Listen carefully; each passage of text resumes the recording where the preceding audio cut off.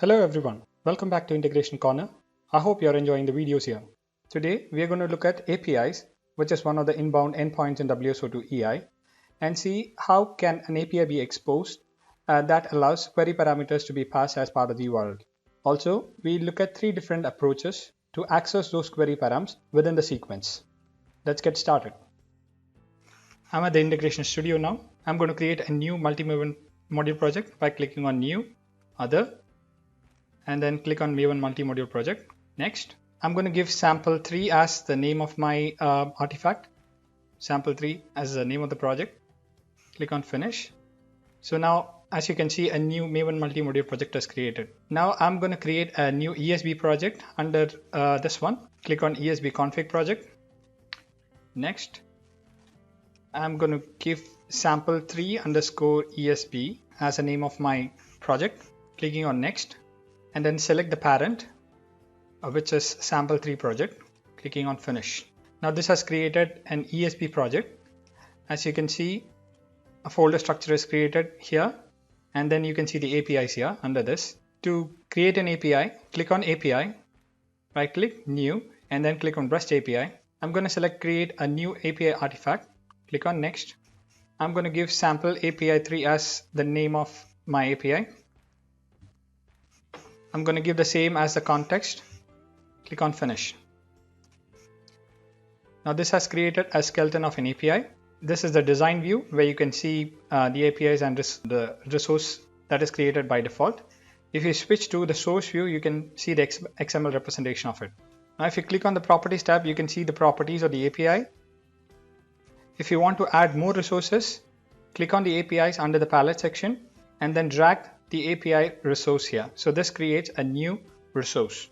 So for this particular tutorial, we don't need two resources, so I'm going to delete this one. Now the default API has just a context. If you want to add a resource, then from the URL style, you can select URL mapping and then add a resource here. I'm going to add resource 1 as the name of the resource here.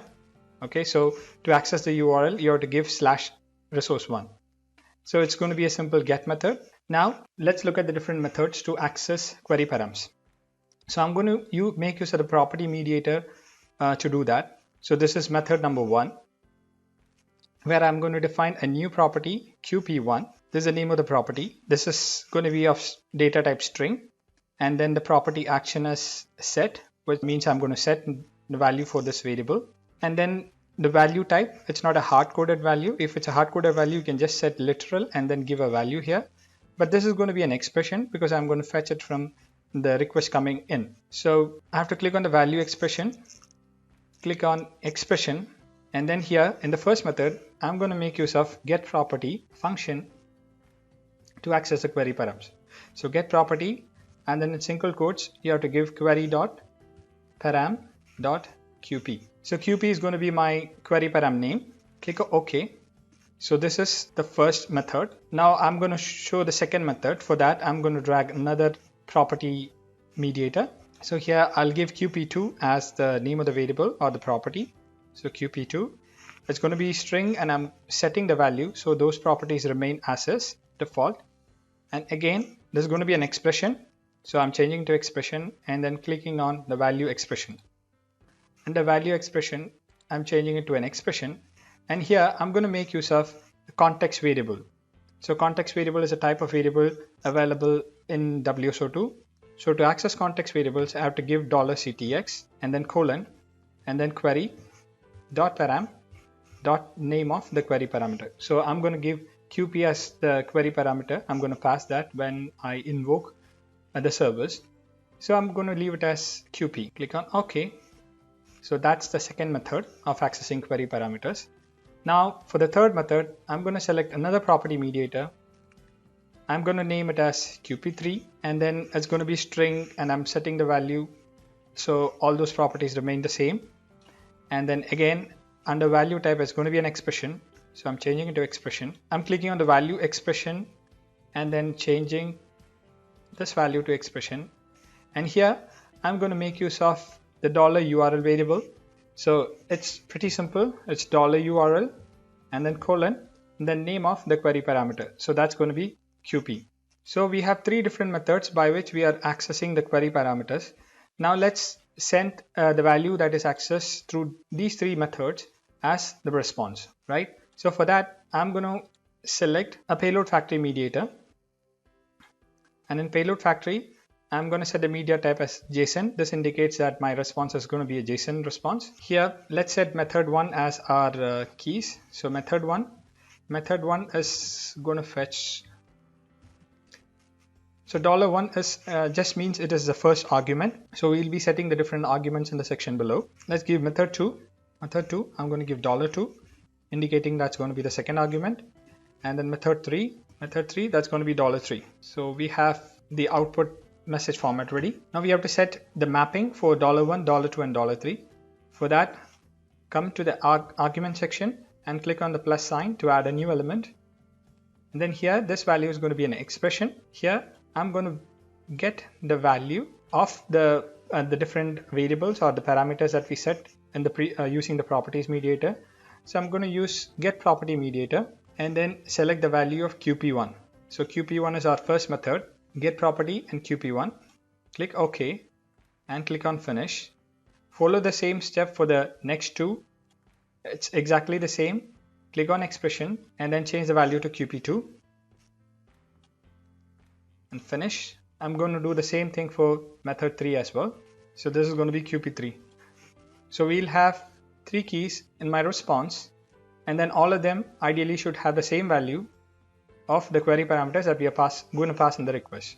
I'm selecting a response mediator to complete the flow. Selecting a response mediator. Yeah, now our API is ready. Now I'm going to create a composite application project to package this and deploy. So to create a composite application project, click on new, other, and then select composite. Type composite and then you'll find it here. So composite application project. I'm going to name the project as sample3_car, which is the naming convention that I follow. Click on sample3 and you can see one API selected. Click on next. From here, from the checkbox, select the parent. Sample3 is going to be the parent, and then click finish. Now it's ready to deploy. For deploying, you can see the server under the server section here.